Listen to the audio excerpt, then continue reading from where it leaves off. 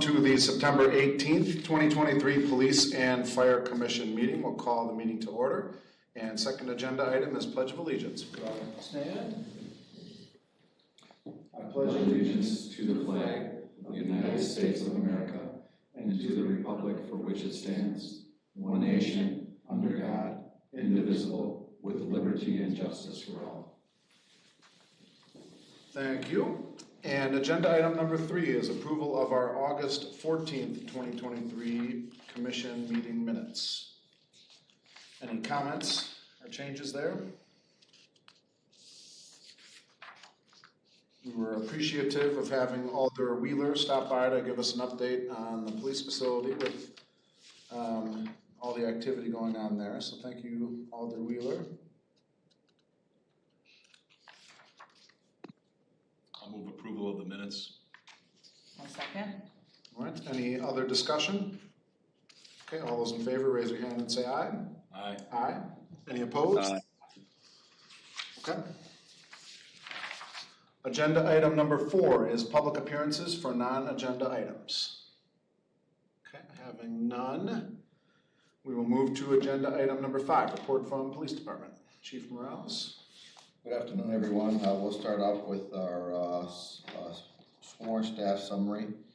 We are currently down 7 vacancies, anticipating 1 more leaving at the end of the year, a police officer position, and 1 potential detective position leaving in the spring of next year. So the hiring processes, which we'll be talking about later, we still have open recruitment, enrollment, and pecking away at the vacancies. Out of the 7 vacancies, in addition, we have 1 on-field training that's going to finish this week. We do have 4 hires in the Law Enforcement Academy, 2 to be graduating next month. We do have 1 sergeant on limited duty status for a broken ankle. He should be coming back soon. And 1 police officer that's on light duty. In addition, that makes it a total of 12 unfilled police officer patrol positions. Out of those 12, 1 is acting as a rotating detective, and again, the sergeant that's on limited duty. That's all I have for the sworn staff report. So Chief, we have 5 officers who are eligible for retirement in 2023. That's the lower left of the chart. Yes. Is the 1 individual toward the end of the year one of those 5? Yes, there's actually 2. 1 was supposed to retire, out of that 5, 1 was supposed to retire in May. For family reasons, he's sticking around at least till the end of the year, hopefully into next year. He's on our first shift, and we have an additional, out of that 5, we have 2 detectives that are eligible to leave this year, and they'll be, one of them is speaking that he may be leaving during the springtime. Okay. The other one has not made any mention of leaving. Okay.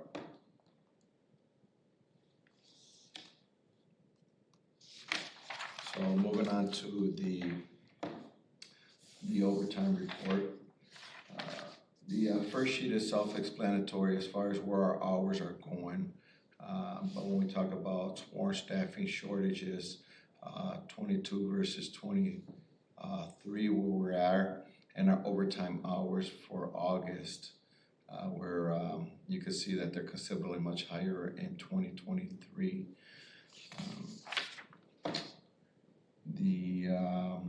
The staffing report there, as far as the pie chart, that can kind of give you the percentages of where it's all where it's at. Are there any questions regarding the sworn staffing, the overtime report? What is causing the significant increase? I know there's usually activities. Was August just a high traffic call volume, or were there extracurriculars? Was there training? What contributed to the overtime? The overtime is just the assignments, the calls for service. Okay. Although this month of September, you're going to see the same. We were, I think I can say this, for the first time, we were unable to fully staff the Ironman event. And then, so what happens when we can't staff that? We did the best we could, but in the future, I can tell you what other cities are doing. like Oregon used the State Patrol. Okay, And we were debating whether we're gonna call in another agency to staff that. I know that other departments, the sheriff's office is backing down from doing some of these things, which is what I preach to our council and our city leadership, is that we can't rely on other law enforcement agencies to help staff us when they're still trying to staff their own agencies. right. Because it wears our guys out and Right. girls out, that's Correct. long. And you can't expect other agencies to come and help you when they're in still the trying same- They're also yes. in the same spot too, so they can only, okay. Correct. Just curious, I think that's good to track as well, as far as if there's big events like the Ironman, Correct. any other extras, so. Okay. Thank you for that. Does the event pay for your services during an event like Ironman? Yes, the Burby Derby, Ironman, there's a handful of them, and maybe Chief Hobelbacher with the history can tell me all of them, but I know those are two for sure. But we do have a handful of events where they pay for the police services. And they can pay for them, we still have to have the staffing Yeah. to allow it. But that's a cost that the event bears, not Correct. the city. Correct. Also, this is interesting, but I think I've asked before, is there a way we can put a dollar value on this overtime? It's hard to quantify what 442 means. You know, I get it, it's hours, but from a dollars and cents perspective, what does that cost the city? Chief could, cause I could see how that would be, it's complicated, we've talked about that, cause everybody's at different pay scales and you have to really break it down. Even if we brought it down to the base salary of minimal, entry level officer, I think that would just give us, that would still speak enough volumes to get to the point where we're trying to see it financially. It would be it'd be guesstimate. Does that make sense? Yes, it does. I know it's not, That'll, factual, but informational. What is the starting officer in the bargaining agreement? Do you know what the answer? I got it. 62,000, 64,000. So if we use 64,000 and 80 hours a year, it's roughly a $31 an hour roughly. So that's a $31,000 with 1,000 hours of overtime. That's a cost of $31,000 at straight time, I suppose. At very minimal straight time, and we know that that's not benefits, that's not all of the other positions that are higher paid. That's a very rough minimal, but I think one of the things that we can do that's consistent between departments is just report what finance reports. I mean, it's part of our line item. is it, So you'd be able to see how much we're spending in overtime in comparison to what we have budgeted. per month, we can break that down, so, Finance will be able to tell us that, yes. Finance can tell us what we're spending, and the other piece to that I was gonna bring up is that will still be insignificant as in the Ironman. It's sergeants and below, sergeant and police officers, detectives that get time and a half. As I've been trying to build the internal staff, the 2 lieutenants, which I'm hoping to promote to captain, they need lieutenants in between there. The staff, they will work in the Burby Derby, they're working several hours in their salary. So that doesn't get and you need that type of supervision out at these events. So that's another piece that you're missing is the salary employees that are working these events. Not included in this overtime. Not including overtime because they don't get the overtime. I think it would be informational still. I mean, we could, put that as an item, that this is merely for the hourly employees only. But I think that's pertinent info as we continue to try and, get more full-time employees and. Well, and for others that are looking at this, council members included, quantify what that means. It's easy to just say, oh, we'll have the officers, do 1,000 hours of overtime, but now we're talking about 30, what was your number, 30,000 bucks a month? Probably $45,000. So you can't just brush that off when you're talking. And wear and tear and excessive overtime use of, or excessive overtime for our team and. And that wear and tear is where, again, and we've talked about this for 2 years, but we've been short-staffed and not fully appropriated is the mental effects and the wellness effects of that staffing, let alone the effects on the city. So it's the tangible and the intangible, right? I mean, one of the things that we're oftentimes told in municipal government, not just public safety, is it's easier to fund overtime than to hire an additional person. But that does have its effect on your personnel over the course of time, and especially as that starts becoming the norm instead of the exception. Do you think that's true? To some extent it is, because of the fact that there's benefits associated with it. All of that, to be able to hire, we're always gonna have some level of overtime, but there comes a breaking point. Well, in your time here, right, has overtime ever been something that hasn't been a topic of discussion? It's always something that comes up because you always want to make sure that you're keeping track of it. Right. And you never want to see it used in excess. And that comes from an expense standpoint, but it also comes as a physical fitness and a mental fitness standpoint. Right. And in addition to that, you can track the overtime when you have full staff agency. You're gonna say, well, it was this event, it was this shooting. Right, or justify it. Yes, there's justifications for why you have it, because the event will show for it. But when you're at the staffing levels we are, it's just, we're ordering people to fill spots. And that's where I think you run into some dangerous ground, because at what point does somebody say, you know what, I'm not gonna come in, I'm Right. ordering you to come in. Right. Because we have the authority to do that, and they say we're not. Right. And now you get to that push and shove where people are leaving and resigning. And that's what we don't want. Correct. And so those order-ins are not, and people, we need everybody to understand the order-ins they're forced, right? They're at home and they're having to come back in and be forced and it's multiple times that this is happening. Or this is monthly that it's happening, right? Right. Is that safe to Correct. say? In certain And that's circumstances, not- daily. Yeah, It's daily, and we ordered people in for this Ironman event, yeah, and we could not fill fill it. it. Sarah, can we ask finance to? Yeah, absolutely. I already have a note. We'll okay. add that to the staffing report. Good add, I think that is a good. Do we get that for fire as well? Monetary, is there a monetary amount on it? It's all through Let's wages just make and it salaries. consistent and just do Yeah, police and fire, like a monetary amount monthly that we're spending. I think more information to put out publicly is gonna help fight the good fight. So the city council passed the retention bonus that comes from the savings at the police level. Did they do the same for the fire? No. And for the police, are you seeing effects of that and benefit from that? Well, I know that the staff was pretty excited about it, but they won't receive it until the end of the year. And at the end of the day, depending on what we're spending on overtime, will determine how much is left, because some of the overtime money is coming out through salary savings. We do have our projected amount of what there's gonna be in salary savings, but we don't know that till we get there. Gotcha. And if I can repeat what we've already said in previous meetings, our workforce is changing. The monetary incentive isn't everything to our employees anymore. There's definitely a work-life balance that they're looking to maintain. They love their work, they love to do what they do, but there, as with anything, there's a certain amount that you can do without it being excessive.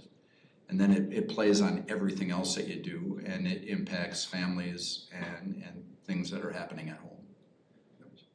Oh, and we want them to enjoy their time at home. Everybody should be entitled to that time at home.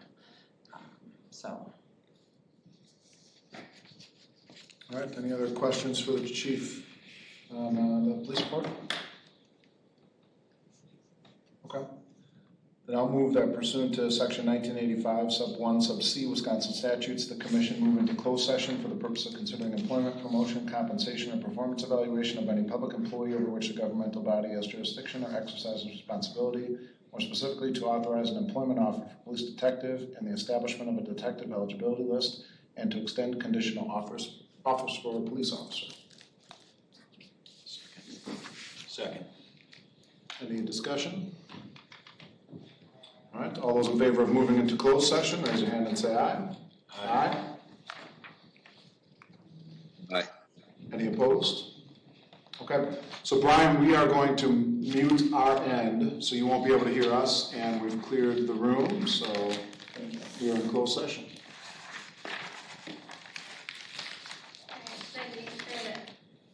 He's in closed session on the screen. Perfect.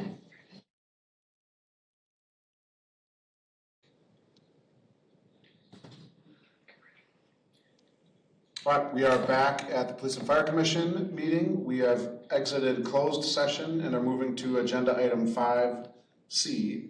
Any action taken on items discussed in closed session? Any motions or discussion? I will move that we give authority to Chief Morales to promote Police Officer Ashley Hegeman to the rank of detective, effective October 2nd. I will second that. Any discussion? All right, all those in favor, raise your hand and say aye.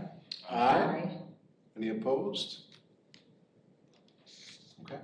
Congratulations. Thank you. Yes, thank you for coming here. Thank you. Is there anything you want to share amongst us as far as? No, I'm just very excited for this new role. I think I love patrol, but I've always loved investigations, and I'm excited to take this further and grow in my career. So. Chief had nothing but great things to say about you, Yeah. so we love seeing internals promote, and thank you for being willing to take the next step.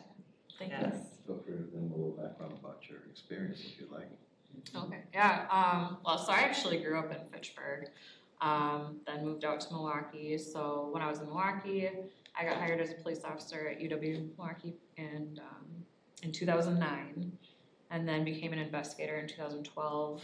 I had some really good training experiences where I was with HIDA, which is the High Intensity Drug Trafficking Agency, and actually the City of Milwaukee's Detective School, and you do an experience with the homicide unit there.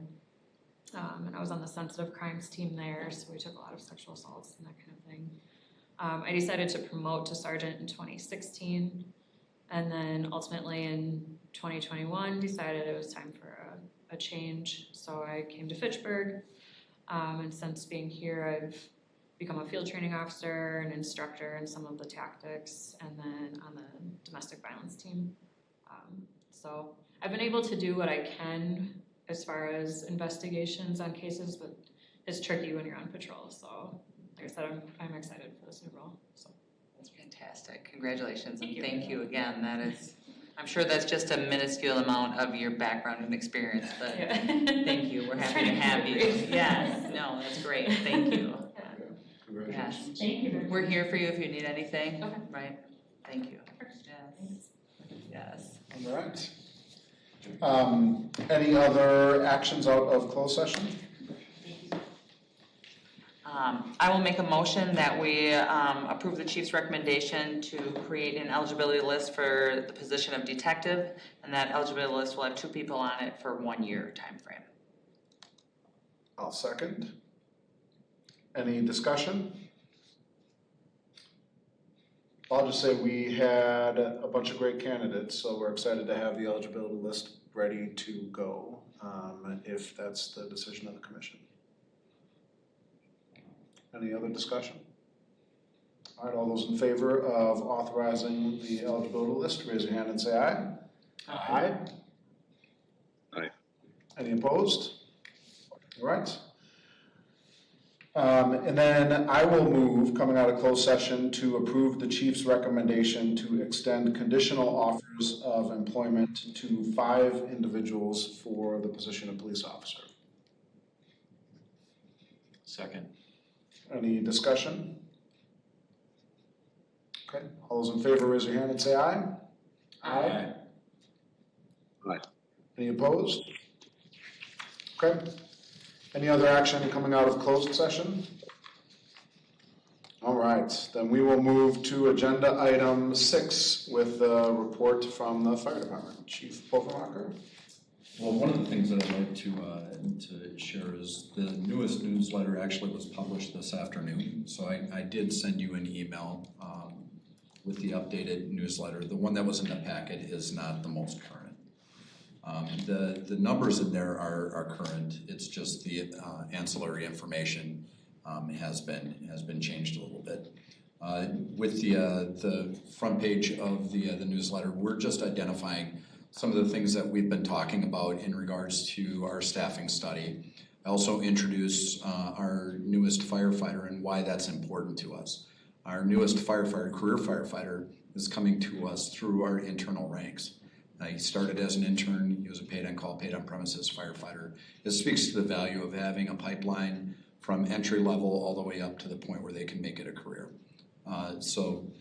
Very proud moment for us, obviously a proud moment for him in doing what he needed to do in order to put himself in the best position. It truly is a position well earned.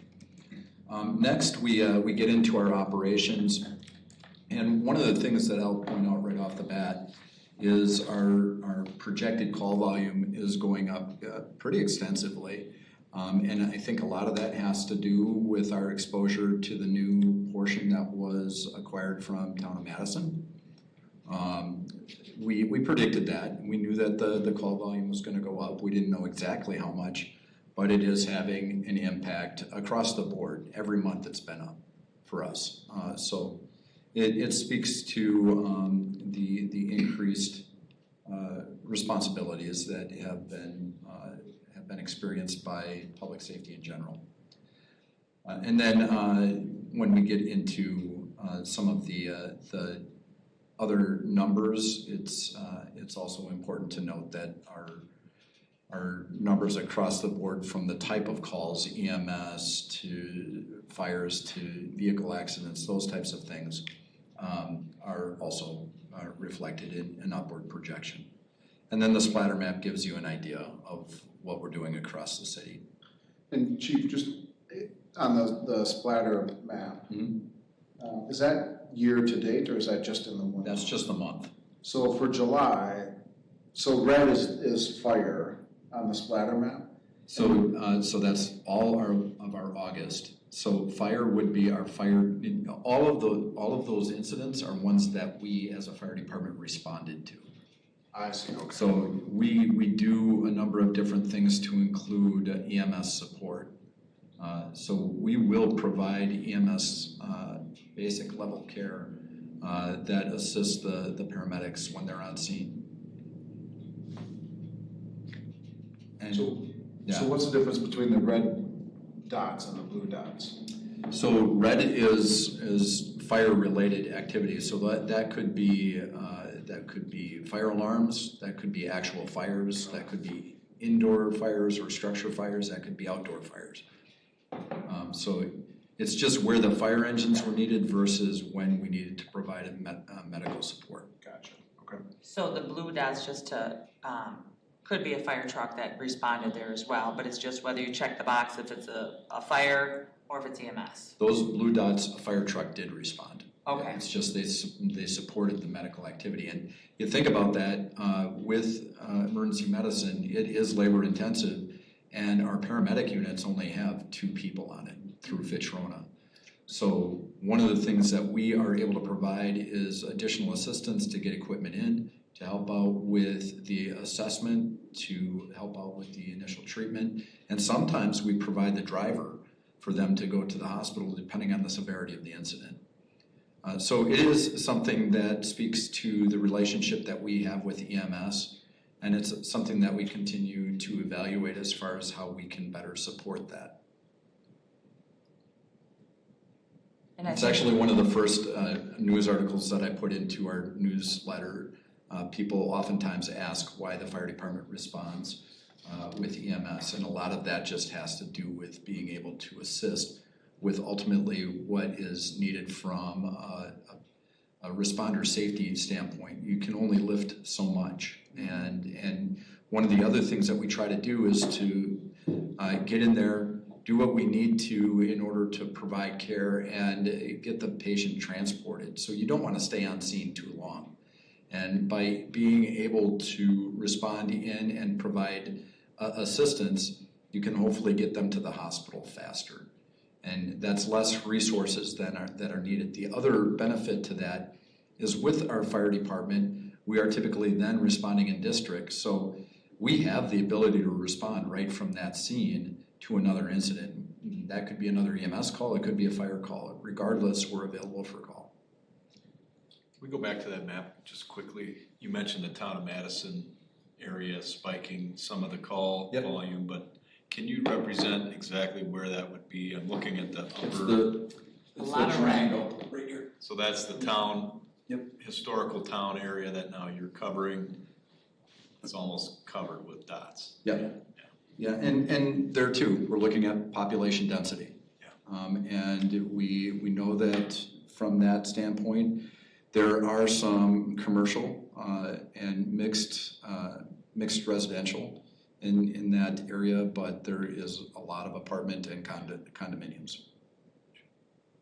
Mostly apartments and condos. Yeah, the very, if we were to look at it, it's probably 95% in the residential sense. And I think to follow back up on the common question that people always get is why is a fire truck response? And I think that's probably like the number one question that we've always had in the fire service as far as responses.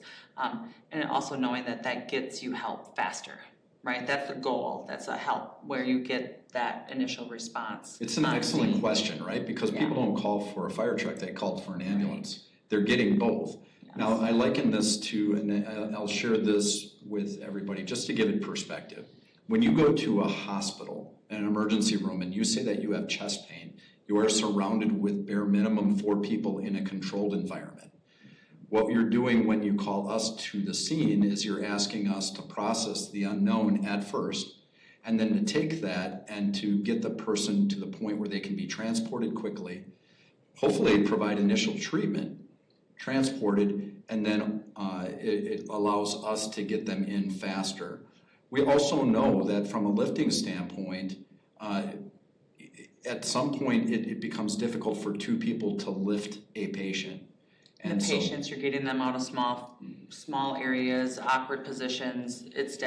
I would encourage anybody, even our citizens who are watching, to do a ride along, do a tour, whether it's with police or whether it's with fire or EMS.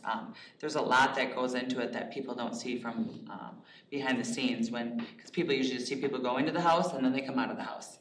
But there's equipment, there's bags, there's lifting, there's getting people out, there's so much that goes into it that a lot of people don't even know.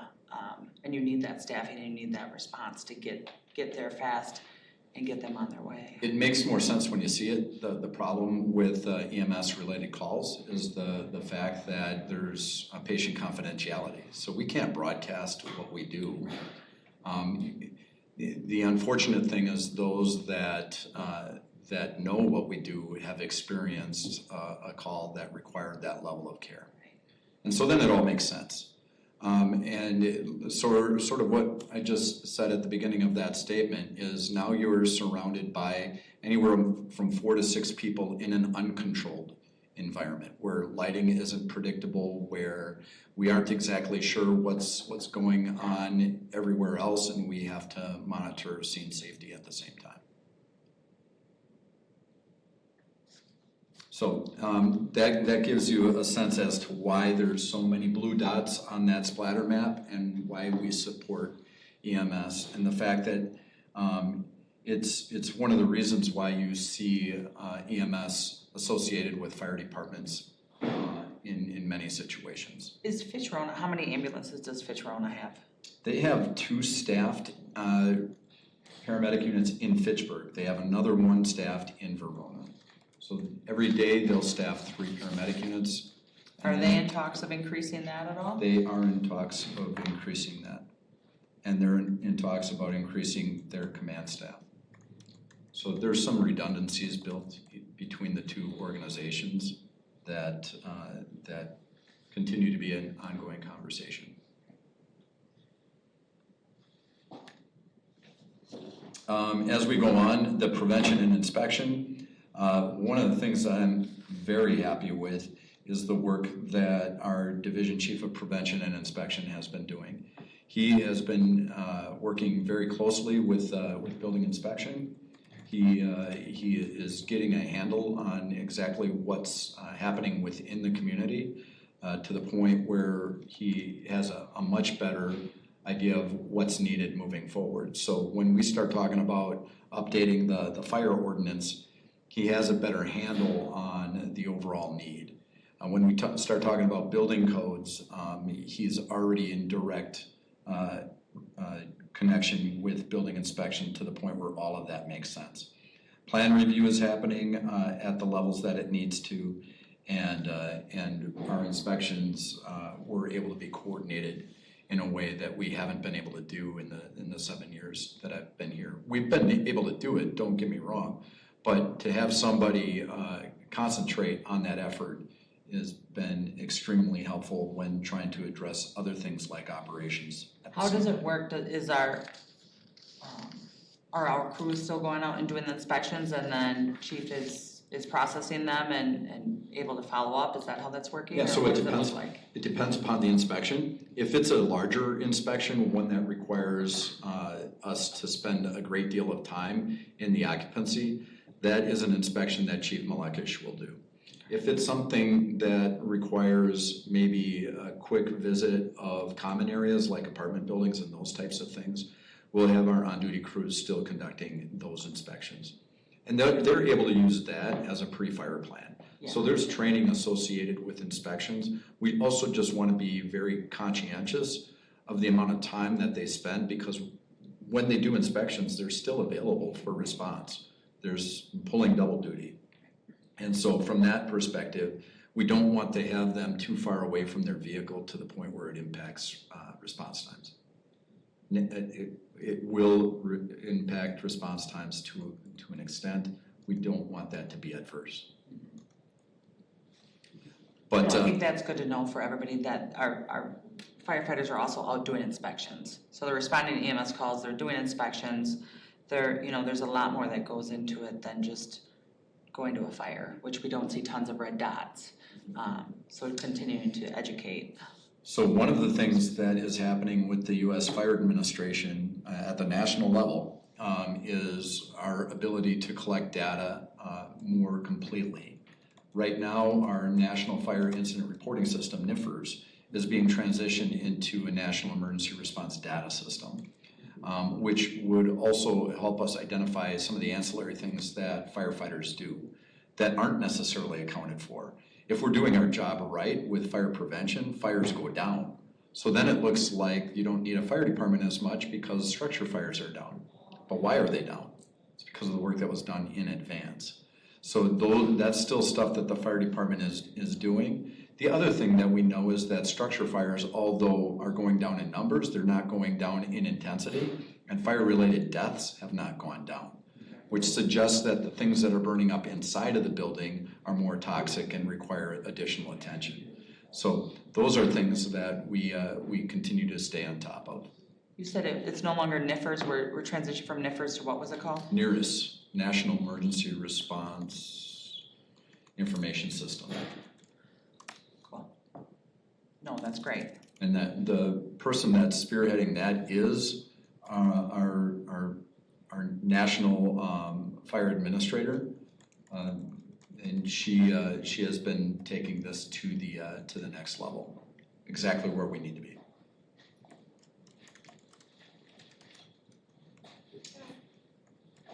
So then, another thing in the report that just went out is the fact that Chief Malekish is also involved in investigations throughout the county. That benefits us because then we have a built-in mutual aid compact with other investigators. So in the event that Chief Malekish isn't available for a fire investigation, we still have people coming in to the city to be able to do it. So he helped out with the fatal fire in Cottage Grove, and then he actually was there last week again in Cottage Grove because they had another complete loss. Our numbers are the same as the way that they were reflected, with the exception of the fact that on the paid on call side, we did have the 6 firefighters complete their initial training. They are being counted as staffing right now. Our career number did not go up just yet because this is August, and we're likely to put him on, and that's actually an agenda item topic, but he'll be coming on hopefully on October 2nd. So the numbers that you have up there, Sarah, those are from the last, that's not the updated packet, correct? This is the updated numbers for this month. Data. That is, okay. Exactly. So It that, doesn't have our career firefighter on there because he's not actually counted as career until October. gotcha. So that 16 in the bottom part of that top chart, firefighters, they're 45 authorized head count, 28 current. Mhm. Of those 16, the difference, well, I think that number's off, but, oh no, I guess it's, well, the 16 people that were down, how many of those are paid on call positions? Those are all paid on call. Okay. So we are not down with our career staff. We have a tendency of being able to keep our career staff. Yep. Our issue is being able to maintain our paid on call staff. Because we have a tendency of maintaining them for about 2 to 3 years. And then they're trained to the point where they get a career position someplace. And that's just typical of the progression. So one of the benefits of having a combination department is to try to maintain that pipeline so that we have first access to the people that we train. But without available career positions available, they're gonna go elsewhere. And Fitchburg has always had a great reputation of from within, right? We have a great intern program, a great career option if the option is there, but they're going to leave because they want to be paid and they want to start their careers. I've had a number of fire chiefs throughout the state thank us for the work that we Having did. an awesome Training. right, having awesome training and training everybody, taking them in. And it's been like that for the 25 years that I've been in the industry as well. It's always been like that, so. So with that, the personnel notes, we have 1 leave of absence that still remains. That's gonna be long-term until we figure out next steps. The recruitment gives you an idea that the recruitment class has been completed and they are now functioning on shift. They're on probation basically.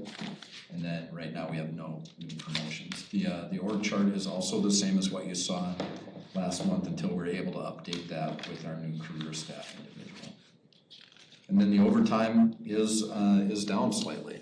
And that's good in the sense that, I mean, we still have overtime and more than we had last year at this time. But we have a number of FMLA firefighters, people who are out on injury that have been able to come back. And the other thing was the recruitment. 45 shifts in 1 month. Yep, so 45 shifts, there are 2 shifts per day. That we're needing help on. Mm-hmm.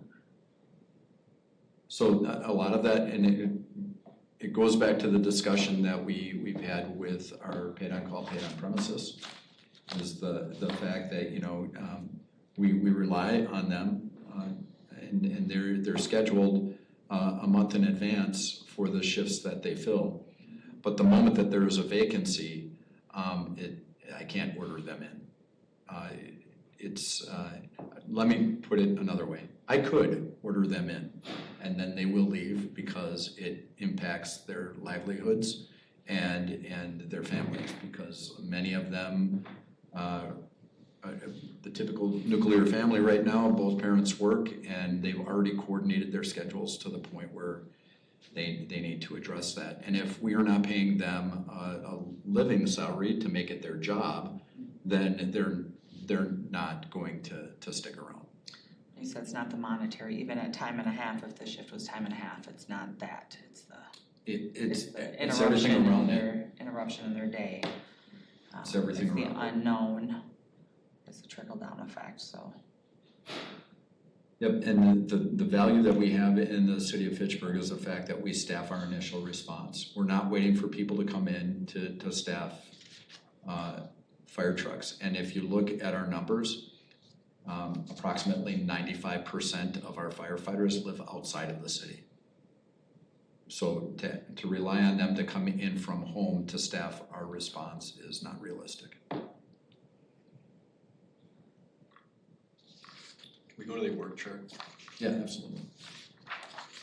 Just wanna make sure I'm understanding. Station 2, B shift, no lieutenant, Correct. so no leadership supervision. So B shift for Station 2? So they have to report to the lieutenant that's at Station 3.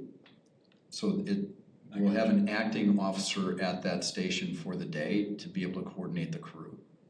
So typically, what I've seen throughout the fire service is each station, each shift has their own lieutenant. And lieutenant is different than the lieutenants on the police department side, just so that we're aware. The two don't represent, the lieutenants in the police department are exempt employees. The lieutenants in the fire department are company level employees, and they're represented by the collective bargaining agreement. We stop short of calling them supervisors. However, they do have responsibility to provide immediate mentorship, training, and they will provide performance reviews on the firefighters that report to them. So in the case of B shift then, does that lieutenant that's at Station 3 have that same responsibility for Station 2? Yeah, our span of control is right now, each one of our lieutenants has about 10 to 12 people reporting to them. We share what the national average is for a span of control recommend. For on shift, you typically have anywhere from 3 to 4 firefighters reporting to one lieutenant. That is the recommended span Right, of control, and we're at 10 to 12. Awesome. And so part of that is growing pains, but we've identified it. So we're trying to come up with a plan to be able to address it. And I think that too is part of our staffing plan. So at the Station 2, this firefighter, this career position, is it the senior firefighter here that is acting as lieutenant at Station 2, or are they calling Station 3 and reporting to the lieutenant over there? So it doesn't necessarily have to be a senior firefighter. It is somebody who has completed our company officer task book. So they are acting into that position, but they're acting to be able to coordinate activities in the station. They're acting to be able to help coordinate emergency activities, but firefighters are not reporting to an acting officer. It's not a seniority Not, based position, and it's not a acting officer. no, but part of the reason to have acting officers is to provide anyone who's interested in pursuing progressive levels of leadership with exposure to be able to make a decision as to whether that's right for them. What did you say was that handbook that they have to complete in order It's to? a task book, Task the company book? officer task book. And that's just the city of Fitchburg. Yeah, Task that's book. our own on-the-job training. And that last thing, help me understand what the green boxes with the darker green. So that identifies the areas that we fill every shift, but typically is done with paid on call, paid on premises. So what we were trying to address is anybody who's got a dark square around their title or in that box is typically where in one of these positions is where one of these people is going. So they're filling those areas. When we have a career firefighter that takes the day off for vacation or whatever, sometimes this is filled with 3 paid on call. So our collective bargaining agreement, the MOU that we have with the local requires us to have at least 1 career firefighter on duty at each station every day. That's the restriction that they have. And then as we bring on more career staff, we would require more career firefighters to be on duty at any given day. So the dark green boxes would indicate paid on call, paid on premise. Bare minimum, that's how many paid on call, paid on premise or intern firefighters you have on duty that day. Thank you. The time when that's flipped is when we can't get people to fill those positions. That's when we start mandating our career force in. And forcing them back and Yep, do the overtime. And it will always be staffed. Thank you.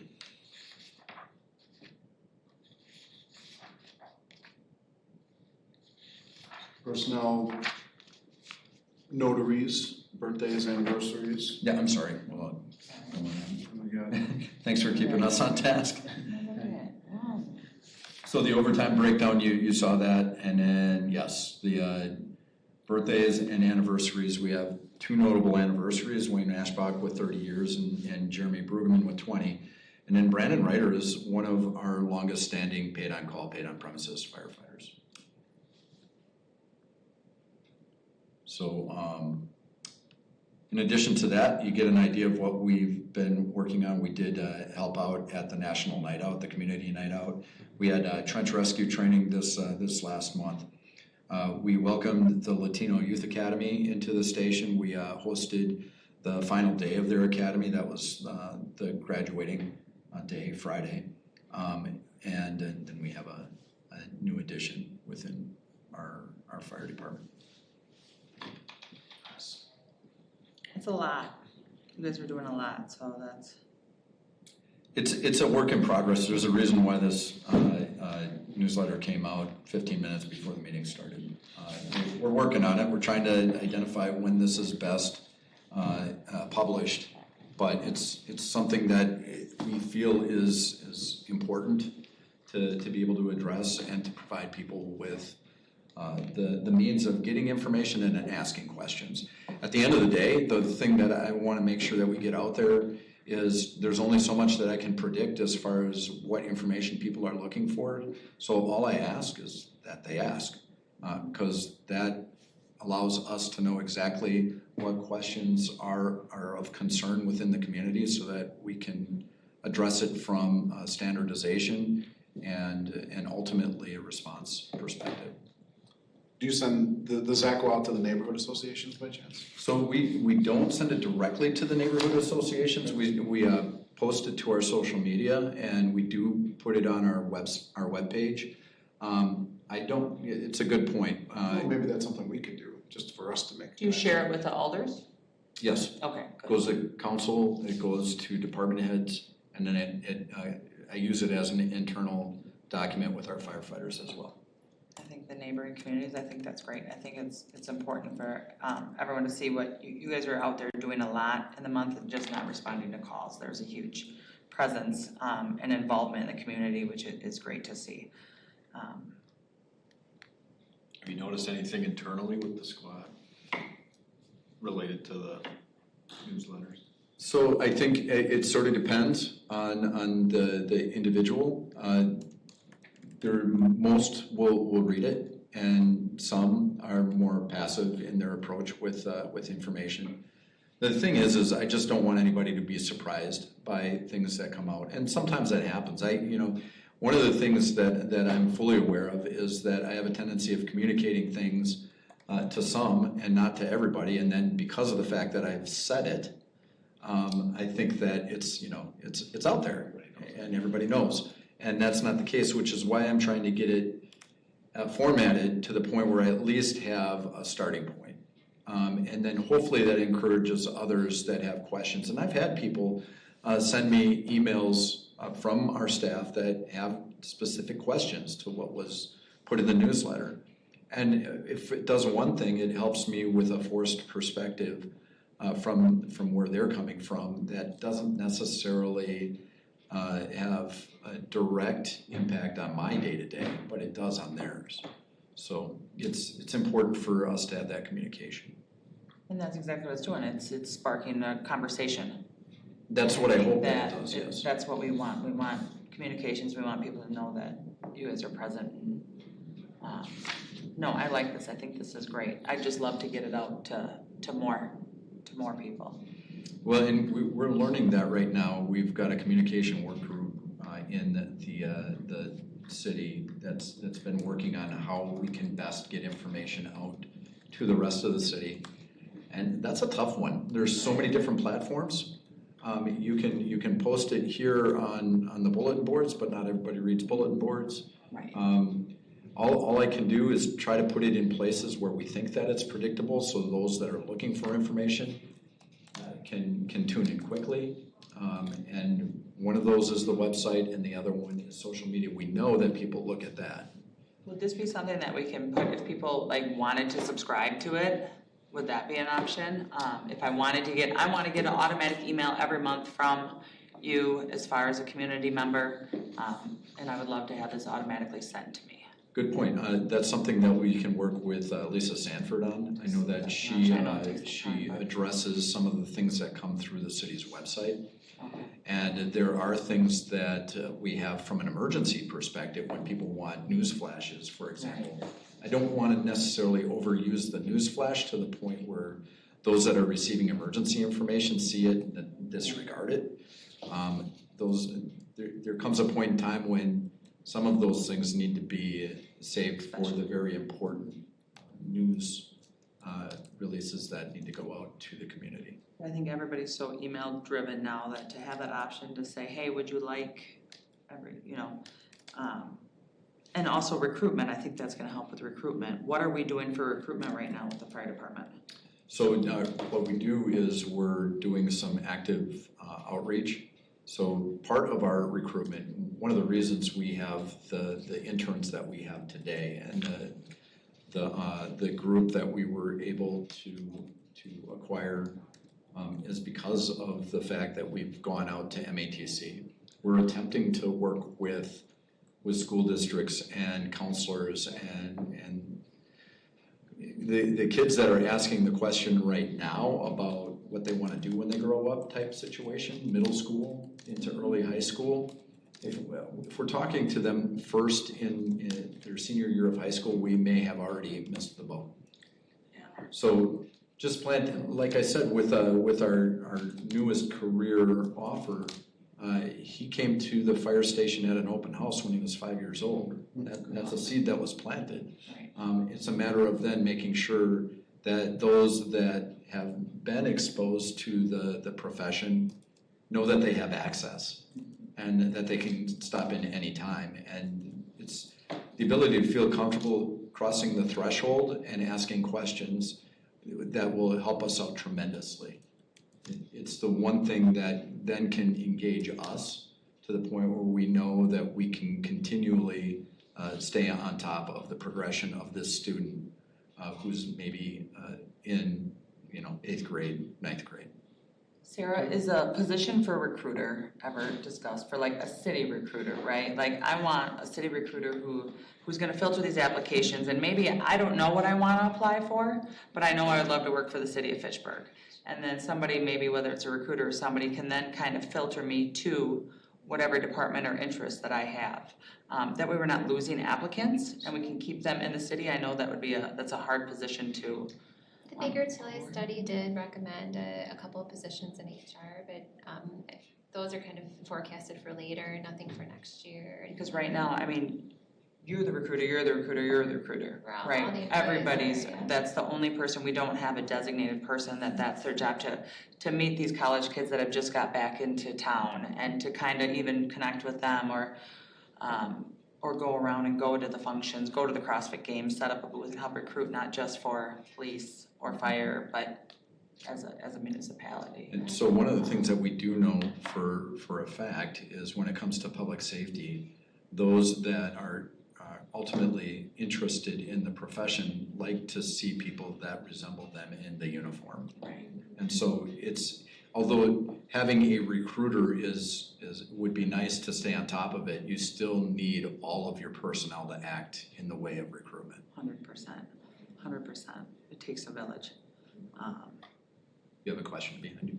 Chief, I just want to say, I was coming through Sauk City the other day, and I stopped at the Cenex, and the Sauk, they had where the announcements are, they had a very professional looking, recruiting thing, and it had all the firefighters and Sauk, they were all in their uniforms, set in front, and they talked about what they're looking for, and I thought something like that might be worthwhile, that we could put everywhere, and it would be English and Spanish.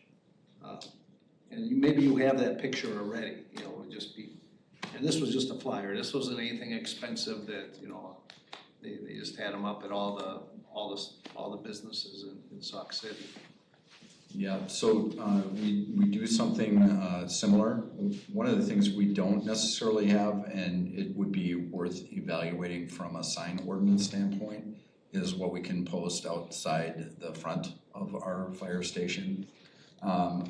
We also try to make sure that we do have the brochures that we have available that are basically available wherever we're able to place them. And we do place those at Madison College, for example. Like their job board.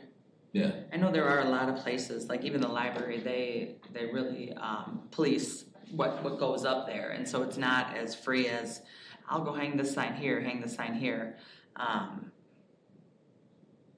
But I like that idea, I mean, it's out spreading the word, and clearly it resonated with you. You give them to me, I'll get them up. Chief Morales made arrest me. The sign. I'll get them up. Right. Don't worry about that. Yeah. I'll have them plastered. Well, it takes a village. Yeah. We talked mid-year career firefighter update as part of that. We've got him on board starting October. October 2nd. He's actually going through his medical physical right now, so we haven't been able to offer the final offer until he completes those items. We're not anticipating any issues, obviously, but it would be, we can't say that he's officially on board. Definitely still a success story though, because he has been operating with us for the past 3 years. Great. All right, anything else, Chief? I don't have anything unless there's any questions. No, this is great, thank you. I know this takes extra time and effort. I wanted to see you stop sharing your overtime. So I can discuss that. Part of that is because the overtime for me, Chief Morales alluded to it earlier, it's not really overtime because I'm paid salary. I'm putting in extra hours. The issue that I've had internally with me posting my hours is it appears to be somewhat self-serving. And I'd be happy to tell anybody how many hours I worked.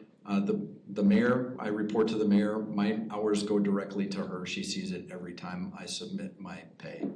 The thing is those numbers are still up. I'd be happy to share them with you. From a report standpoint, I wanted to make sure that the report didn't necessarily resemble any one single person, but the collective. And so I understand the sensitivity behind it and the fact that it's been asked for. I'm just trying to address the internal perspective of the firefighter that gives the impression that, I mean, some of those hours that I'm filling from home, but I'm available for call during those hours. And it impacts what I'm able to do on my off time. I think that's important, because it's real hours, it's real time, and it's us. If you are not in this position and somebody else is, we have to be realistic with this position. And if we're going tracking hours, I do still want to know how many hours you and the other chiefs are working. I think that's important because your guys' work-life balance is just as important as our career guys and paid on-call ones that we advocate for. I understand the flack you may get from posting it here publicly. If that's something that can just be emailed to us and merely informational, I would still like to see that. And if it's something that you already have to report to, is that something that we can do, Sarah, and get that just at least email to us that? Yeah, I'll basically share with you all of my hours that were submitted. Because again, it's still hours that are being needed. Well, and so Right. that is an important point. It was actually brought up as to, whether I'm actually counted for staffing or whether I'm on call. And the only time that, I'm almost always on call, right? I carry a pager. As far as when I'm counted for staffing is when I'm accounting for those hours. Because typically in a functional career side of things, those are hours that somebody else should be filling. Right. So that's the reason why I keep track of those hours, is because of the fact that ultimately and part of our staffing plan is battalion chiefs, for example, somebody who can manage the entirety of the shift operationally while we address the administrative. So then you can do things like address the not only the tactical, but also the things that are required as far as the planning and the strategic. The needs for more positions, when we're discussing that. Who are the salaried? Is it you three chiefs or non-represented? So it's Division Chief Malekish, it's Deputy Chief Rob Kunze, Deputy Chief Chad Grossen, and myself. So those are, just like Chief Miles was talking about, those are salary positions that we won't see in the total hours. Correct. When it comes to this overtime. So there is actually more overtime that was worked. So this isn't necessarily 100% true. So I think those are very important hours that we should know about.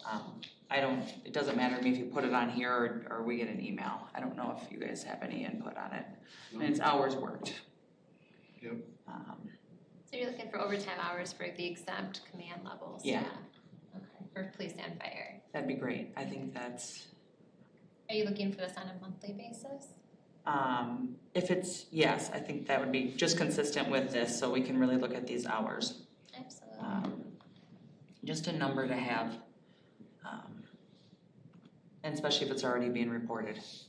Share with us so we know, so, thank you. Yeah, no problem. All right, anything else for the fire update? That's all I've got. Happy belated birthday. Thank you. Yes. Happy belated birthday. Agenda item number 7, any announcements? Yes, I just want to give an update for Saturday, September 30th.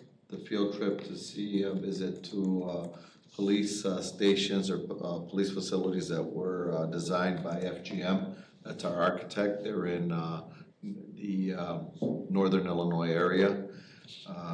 Mount Pleasant and St. Charles are 2 that are on schedule. We'll be leaving at 8 o'clock in the morning. We did mail out an agenda. You're all invited. Just confirm with us so that we can arrange the transportation. It should be pretty interesting. I think it's easier, as we were discussing earlier, it's easier to show and explain as we're giving our explanation on the projection for a police facility versus just giving a presentation and giving discussion without the actual optic. I think the optics will really be able to give it more of a compelling argument as well as a better understanding of the needs. Chief, and you, thank you for sharing that and inviting us. I think that's great.